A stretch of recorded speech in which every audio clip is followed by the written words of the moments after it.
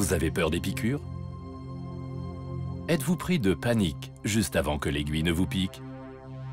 Alors vous faites partie des millions et millions de personnes victimes de la phobie des piqûres. Les seringues me font peur, elles font mal au bras. J'ai peur du sang. Je peux même pas le regarder. Je tombe dans les pommes quand on me fait une prise de sang. Quand je sens l'aiguille dans ma veine, j'ai une sensation de brûlure. C'est horrible, c'est une expérience atroce. Pour les patients anxieux, la prise de sang traditionnelle est insupportable. Aux États-Unis, ce procédé entraîne aussi des coûts très élevés et souvent le résultat n'est pas concluant. Cette jeune femme veut changer tout cela de fond en comble. Pour moi, la prise de sang traditionnelle s'apparentait toujours à une forme de torture. Pensez à cette aiguille qu'on pique dans votre bras encore et encore une fois et encore pour trouver la veine. Vous êtes assise à côté, condamnée à regarder comment on vous prend votre sang. Et pourtant, cette procédure est indispensable pour obtenir des informations vitales. Des informations qui permettent aux gens de ne pas quitter ce monde trop tôt. Voilà pourquoi nous voulions faire évoluer le procédé. À la fin de l'année 2013, la spécialiste des microfluides a fait sensation dans le monde entier. Elizabeth Holmes présente au public un nouveau test sanguin pour lequel une seule goutte de sang suffit, conservé dans un minuscule tube échantillon appelé un nanoténère. Cette quantité suffit pour effectuer jusqu'à 70 tests, de la mesure du taux de cholestérol à la détection de virus de la grippe, en passant par différents marqueurs tumoraux.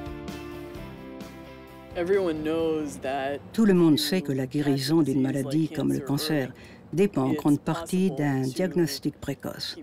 Mais si les gens évitent le dépistage par peur des prises de sang, le cancer est souvent détecté trop tard. Et à ce moment-là, les patients sont alors déjà très malades.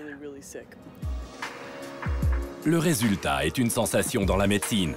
Jusqu'alors, il fallait jusqu'à 30 ml de sang pour une analyse de laboratoire. Le test sanguin de Holmes, lui, n'a besoin que du millième de cette quantité. Cela est rendu possible par l'utilisation de tests génétiques lors de l'analyse du sang.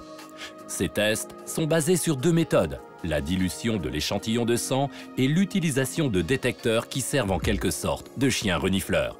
Ils discernent les différentes substances présentes dans l'échantillon. Certains détails techniques restent secrets. Les méthodes n'en sont pas moins transparentes. Des brevets protègent la jeune scientifique de vol de propriété intellectuelle. Les brevets sont extrêmement importants pour notre entreprise. Nous avons littéralement investi des années de sang, de sueur et de larmes dans le développement de notre infrastructure technologique. La protection de notre propriété intellectuelle par des brevets constitue pour nous une valeur considérable. Nous sommes par ailleurs persuadés qu'il est inutile de parler d'un projet avant qu'il ne soit mené à terme. Aux États-Unis, Elizabeth Holmes est considérée comme l'enfant prodige de la biotechnologie. À l'âge de 19 ans, elle abandonne ses études à la prestigieuse université de Stanford et elle fonde sa propre entreprise dans la Silicon Valley. Son professeur de l'époque, Channing Robertson, compte aujourd'hui parmi ses principaux collaborateurs. Depuis le début, il soutient les plans ambitieux de la jeune étudiante. Elle n'était pas comme les autres. J'en étais absolument certain dès notre première rencontre. Elle avait des qualités que je n'avais jusqu'alors jamais rencontrées. J'ai enseigné à des milliers, des dizaines de milliers d'étudiants ici à Stanford. J'ai su dès la première seconde que j'avais là quelqu'un d'exceptionnel. Dans la pratique, voilà comment se déroule le test. Le patient va tout simplement à l'une des drogueries affiliées, en Arizona ou en Californie. Et là, au centre de santé installé par l'entreprise, il se fait prendre quelques gouttes de sang. Quelques heures plus tard, il peut consulter ses résultats online et en parler avec son médecin. C'était la prise de sang la plus simple de ma vie. C'était rapide et facile. Et vous savez quoi? En plus, c'était pas cher. Il coûte très exactement 30 $ par analyse. Avant, il fallait en débourser jusqu'à 800. Le test sanguin de Holmes n'est pas cher, il ne fait pas mal et il est beaucoup plus simple que l'analyse de sang traditionnelle. Cela a provoqué un changement profond dans le système de santé américain. Mais la jeune entrepreneuse a de l'ambition et voit déjà plus loin. Nous voulons construire un monde où le diagnostic précoce et la prévention deviennent réalité, avec des infrastructures à l'international, et même aussi dans les régions où elles ne sont pas disponibles aujourd'hui. Les téléphones mobiles, par exemple, ils ont remplacé les lignes fixes dans de nombreuses économies sous-développées. Nous voulons atteindre la même chose avec nos centres de dépistage, pour construire des systèmes de santé décentralisés. Dans les milieux spécialisés, la présentation du nouveau procédé a fait l'effet d'une bombe. Dès la fin 2014, son nom apparaît déjà sur la fameuse liste Forbes. Elizabeth Holmes est devenue la plus jeune femme milliardaire au monde. L'argent représente pour la jeune femme de 31 ans aujourd'hui la possibilité de réaliser sa vision. Nous sommes persuadés que l'accès aux informations de laboratoire est un droit fondamental. Si les gens peuvent accéder à ces informations, ils se sentiront mieux, ils vivront mieux.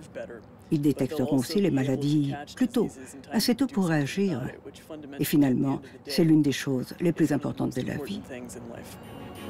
Pour ses travaux exceptionnels dans le domaine de la biotechnologie, Elizabeth Holmes est nominée pour le prix de l'inventeur européen dans la catégorie pays non européens. La prestigieuse distinction sera remise cette année à Paris. C'est incroyable d'être nominé pour ce prix. C'est une récompense pour mon travail, pour mon entreprise et pour tous ces chercheurs qui travaillent sans relâche pour accomplir ce rêve, le diagnostic précoce des maladies. C'est quelque chose d'extraordinairement important pour moi.